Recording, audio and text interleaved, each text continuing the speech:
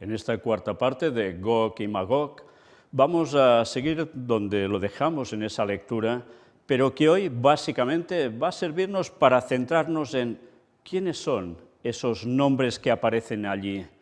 ¿A qué naciones hacía referencia antaño? ¿Tendrán que ver algo con algunas naciones actuales? Ya os digo que no va a ser lo último que vamos a mostrar sobre todo esto, sobre estrictamente la cuestión de quiénes eran esas naciones, porque lo seguiremos haciendo desde otras fuentes también, y vamos a llegar a una serie de conclusiones, cómo no. Pero paso a paso debemos seguir avanzando para ir comprendiendo mucho mejor y sobre todo para pedirle en oración al Espíritu Santo sobre nosotros que nos ayude a entender. Sí. Porque sin la comprensión que el Espíritu Santo da, vamos listos. Se lo pedimos al Señor en el nombre de Jesús y comprenderemos muchísimo más, seguro. Pero ya os digo, paso a paso, porque muchas cosas se dicen sobre Gog y Magog y debemos saber diferenciar cuál es la verdad. Y no solo esto, sino los detalles de la verdad, que no siempre encajan con algunos que tienen porción de esta verdad. Vamos a empezar.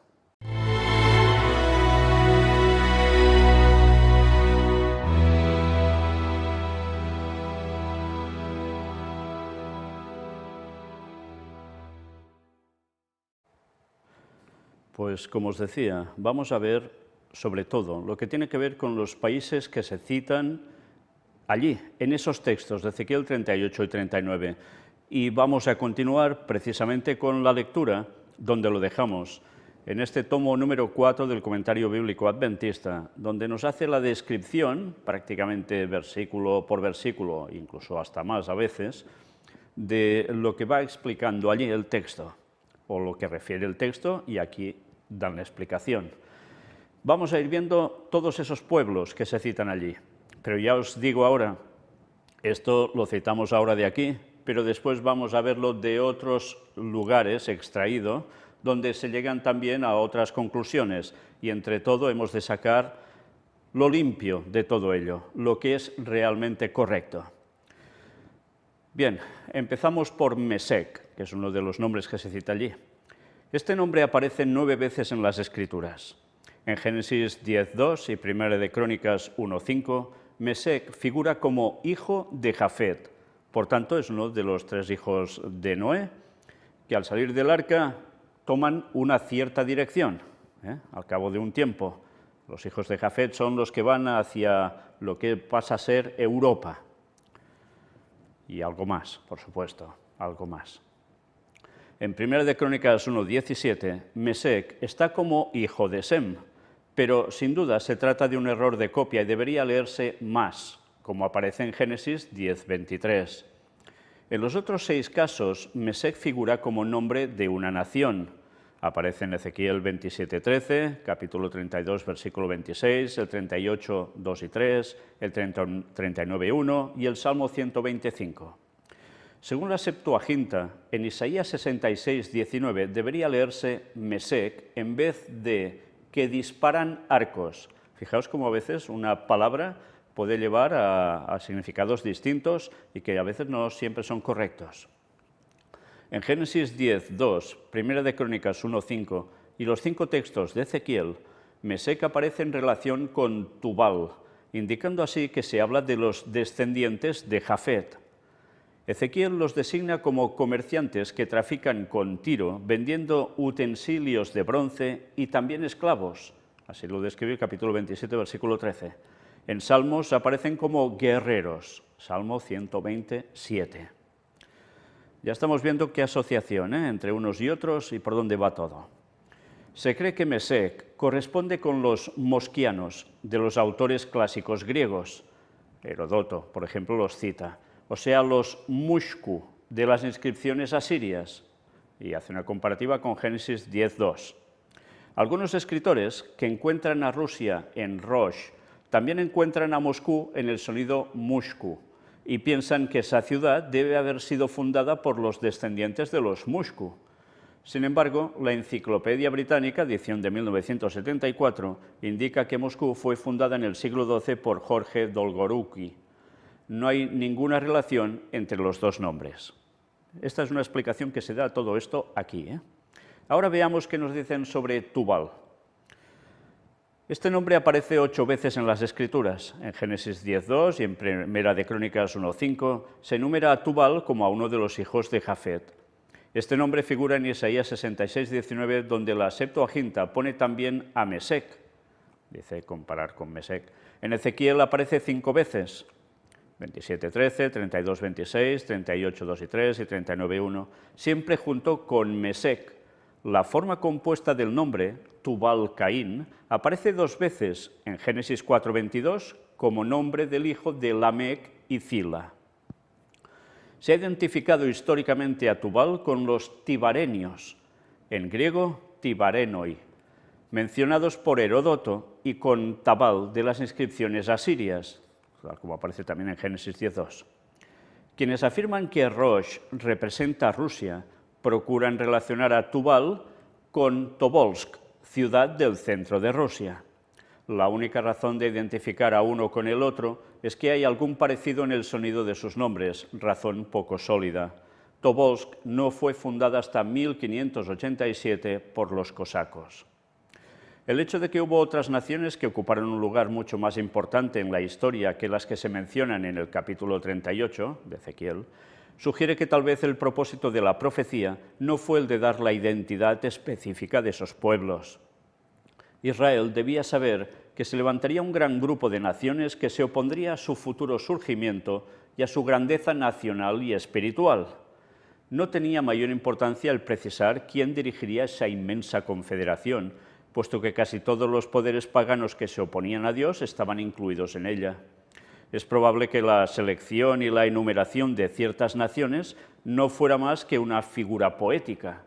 Del mismo modo, al aplicarse esta profecía al presente, puesto que todas las naciones se unirán con Satanás en su lucha final contra el gobierno del cielo, no se gana nada con intentar identificar a unas pocas de ellas, de estas naciones, se refiere. Bien, esto como siempre puede ser discutible, porque también está basado un poco en suposiciones a medias. Fijaos, volvemos a releer este trozo para que nos demos cuenta de dónde podemos ir viendo lo que puede ser y lo que no puede ser. Repetimos, el hecho de que hubo otras naciones que ocuparon un lugar mucho más importante en la historia que las que se mencionan en el capítulo 38, sugiere que tal vez el propósito de la profecía no fue el de dar la identidad específica de esos pueblos. Sugiere, pero ¿es realmente así? ¿O sí quiere dar el nombre de esos pueblos para identificarlos para algo? Fijaos que una vez más hemos de recordar lo que hemos presentado de lo que ellos mismos escribieron aquí.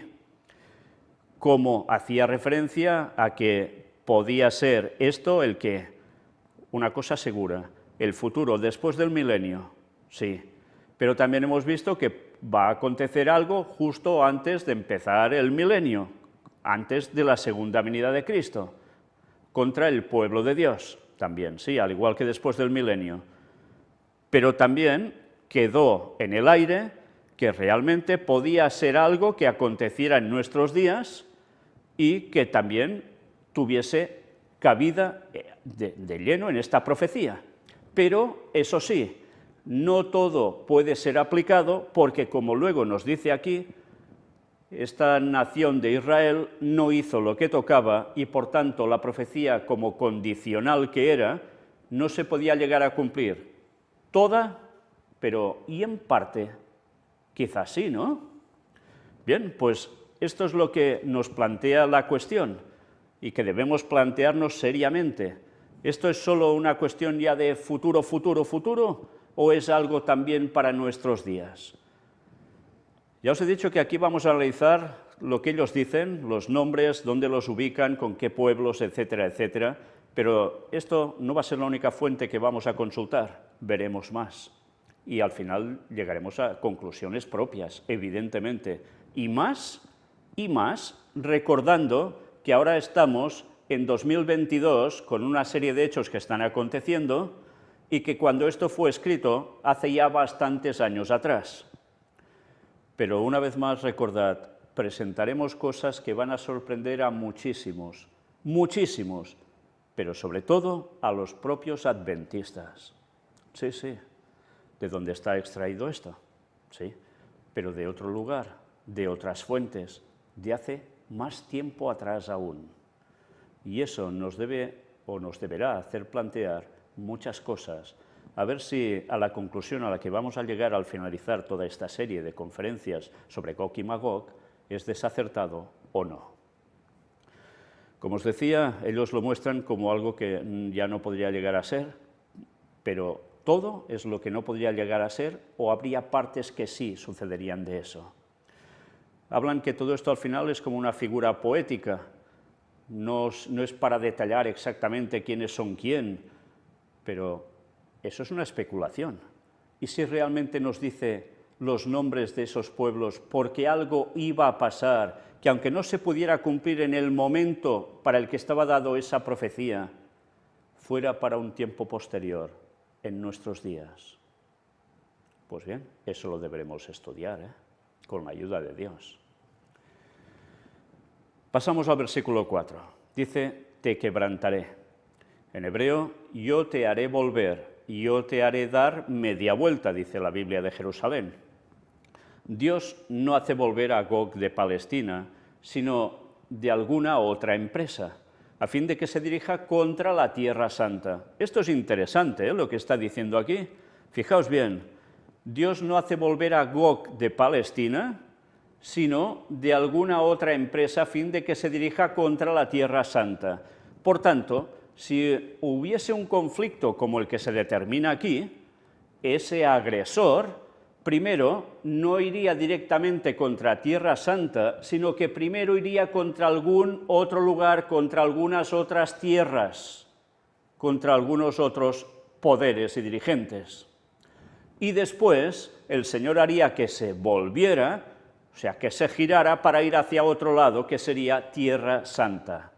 O sea, ¿qué zona? Lo que ahora ocupa el Israel actual.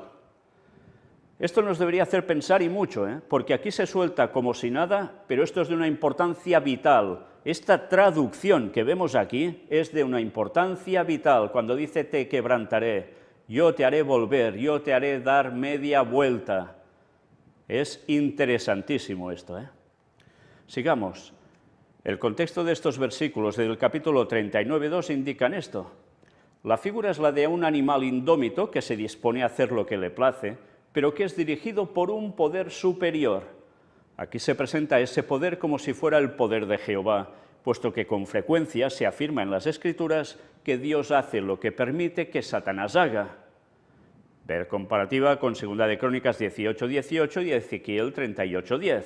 Sí, el Señor permite que pasen cosas que Satanás causa y pasa a ser como si el Señor mismo lo hiciera. Pero qué interesante, Resulta que aquí nos describe algo que podía llegar a pasar de este modo. ¿Estará pasando esto ya para dentro de muy poco tiempo? Un cierto poder, este Gog, que primero hace batalla, guerra en otros lugares y después dirige su foco de atención y su empresa directamente hacia Tierra Santa, hacia Israel en la zona actual. Bueno, pues una vez más os decía, como ellos mismos habían hecho referencia en este escrito y vimos anteriormente en otra conferencia, que realmente puede haber cosas que se van a cumplir y cosas que no, por el tiempo, por la situación, porque no se cumplió todo literalmente cuando tocaba, pero ¿y ahora? Atención, Fijaos que os voy dejando pinceladas para que cada uno vaya llegando a sus propias conclusiones, pero que son cada vez más evidentes. El texto sigue diciendo garfios en tus quijadas, y se cita el capítulo 29:4. Es este. Yo pues pondré garfios en tus quijadas y pegaré los peces de tus ríos a tus escamas, y te sacaré de en medio de tus ríos, y todos los peces de tus ríos saldrán pegados a tus escamas. Esto es lo que dice Ezequiel 29:4. Y la referencia a eso de garfios en tus quijadas, claro, ahora lo lees y dices, ¿y eso qué quiere decir? Pues Heródoto, famoso historiador ya, describe cómo los egipcios tomaban los cocodrilos del Nilo con anzuelo y carnada, Dios quebrantaría el terco orgullo del jactancioso monarca.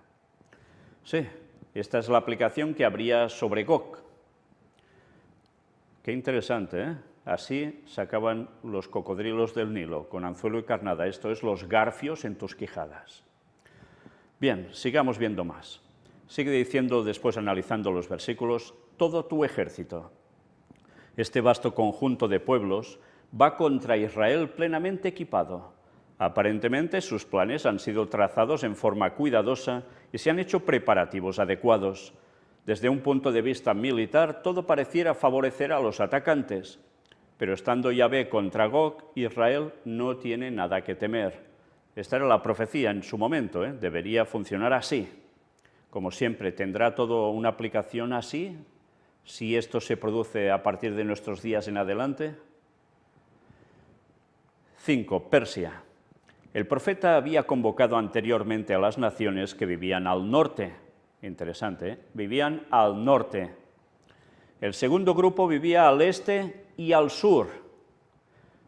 Este y sur, iros situando, Sin embargo, no se mencionan naciones inmediatamente vecinas. Solo se convoca a esta batalla a las que viven en los confines del mundo conocido.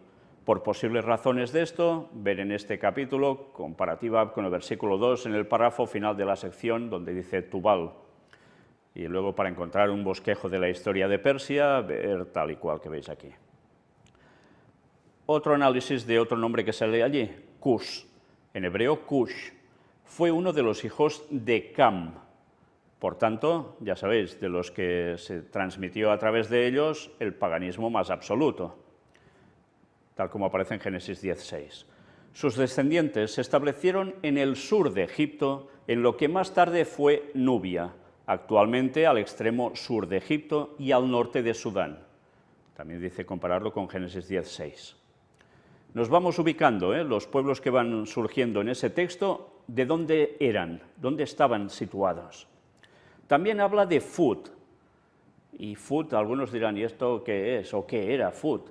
Pues nos dice aquí, ver comparativa con el capítulo 27, versículo 10, y ellos mismos nos lo aclaran aquí, el texto dice, persas y los de Lut y Fut fueron en tu ejército tus hombres de guerra, escudos y yelmos colgaron en ti, ellos te dieron tu esplendor. Explicación del versículo 10, donde aparece persas. En buena medida, Tiro dependía de mercenarios para formar su ejército. Sí, no solo eran gente de Tiro, tenían los persas como mercenarios pagados para que fueran su ejército.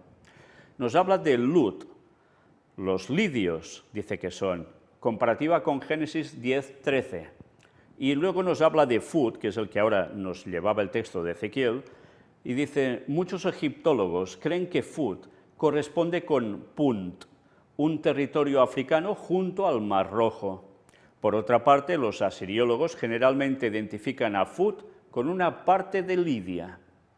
Bien, pues todo esto ya lo veremos más adelante sobre un mapa donde estaba todo ubicado, para ver si hay una cierta correspondencia entre lo que estaba profetizado y ciertos pueblos que hay ahora y a ver cómo se van moviendo en la actualidad. Cuando digo cómo se van moviendo es a favor de quién, porque ya veis que todo está dividido en dos bloques.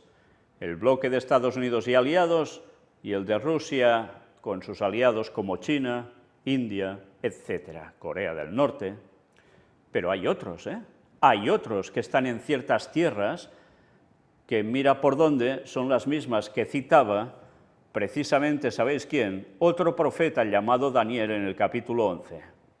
Y que, como hemos visto, desde el año 2001, ese famoso 11S, empezó a haber ataques sobre esas tierras, tierras musulmanas, pero ¿en qué órbita están ubicadas? Pues precisamente con pactos a favor del bloque de Rusia, China y demás. Sí, por en medio petróleo, gas y lo que queráis, por supuesto, pero curiosamente son una serie de pueblos que aparecen en Daniel y también están apareciendo un poco distintos en Ezequiel, en estos capítulos que estamos citando, 38 y 39. ¿Todo esto no debería empezar a hacernos pensar? Sigamos. Luego nos habla de Gomer. uno de los hijos de Jafet. Génesis 10.2, Primera de Crónicas 1.5, allí se cita. También se menciona a Gomer como la esposa de Oseas, aparece en Oseas 1.3. El único otro caso bíblico en que aparece dicho nombre es en esta referencia a Gomer y todas sus tropas. Nada de esto arroja mucha luz para poder determinar quiénes fueron estos pueblos que se unieron a Gog contra Israel. ¿Sí? ¿No hay mucha luz? Bueno, pues bastante nos han dicho ya y nos han mostrado ya. Pero ya veremos más nosotros aparte, por supuesto, con la ayuda de Dios, claro que sí. En las fuentes seculares se hace frecuente mención de los Jimirai o cimerios, Homero los cita en Odisea, de quienes se cree que eran el mismo pueblo aquí descrito con el nombre de Gomer y sus tropas. Fueron una horda bárbara de iranios que, procediendo de lo que ahora es el sur de Rusia, atención a esto, de lo que ahora es el sur de Rusia, se volcó en el siglo VIII a.C. sobre el territorio de Asiria y sus vecinos, causando disturbios y derramamiento de sangre, lo cita Heródoto también. Qué interesante, ¿eh? Fijaos que aquí nos habla de estos personajes, los Jimirai o cimerios, que se asocian, ¿ya veis con quién? Se cree que eran el mismo pueblo aquí descrito con el nombre de Gomer y sus tropas. ¿Y de dónde son? Anda, dice que eran horda bárbara de iranios que procediendo de lo que ahora es el sur de Rusia. ¿El sur de Rusia? ¿Qué hay en el sur de Rusia? ¿Qué zona es el sur de Rusia en la actualidad? Bueno, sur de Rusia, y a veces también ha cogido otro nombre, otra nación. ¿Donde ahora hay conflicto? Qué cosas, ¿no? Bueno, sigamos, ya iremos viendo poco a poco. También se cita a Togarma. Togarma fue hijo de Gomer, nieto de Jafet, hermano de Askenaz y de Rifat. Aparece en Génesis 10.3 y Primera de Crónicas 1.6. Con excepción de estas dos referencias, el nombre solo aparece aquí y en Ezequiel 27.14, donde se afirma que los de Togarma comerciaban en caballos y mulas en el mercado de Tiro. Se ha identificado a este pueblo con los Tilgarimmu de las inscripciones asirias, comparar con Génesis 10.3. Fijaos que nos va situando ya pueblos en distintos lugares, por nombre. Nosotros lo dejamos hoy aquí.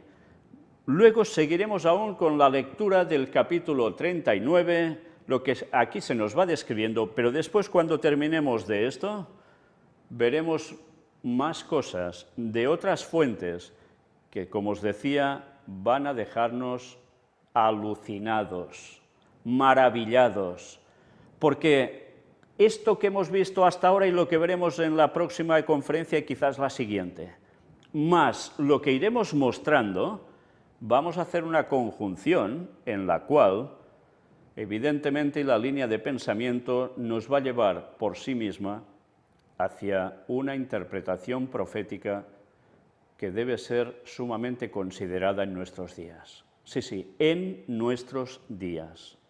No ya solo para más allá, cuando vaya a llegar Jesús, o para después del milenio, sino en nuestros días. Pero tiempo al tiempo, ya así lo iremos mostrando poco a poco, para que todo el mundo pueda entenderlo, pueda estudiarlo por sí mismo y con mucha oración llegar a sus conclusiones. Pues por eso, una vez más, tiempo al tiempo, y no dejemos de estar atentos a lo que acontece día a día en las noticias de actualidad, porque una vez ves una cosa y ves la otra, llegas a conclusiones muy claras. ¿Que no? Ya lo veréis. Pero todo esto se prepara para el regreso de Cristo. Sí. Antes de 2031 van a pasar muchas cosas y algunas, y muy fuertes, ya están pasando. Pero esto aún no es el fin. Maranata 2031. Dios os bendiga.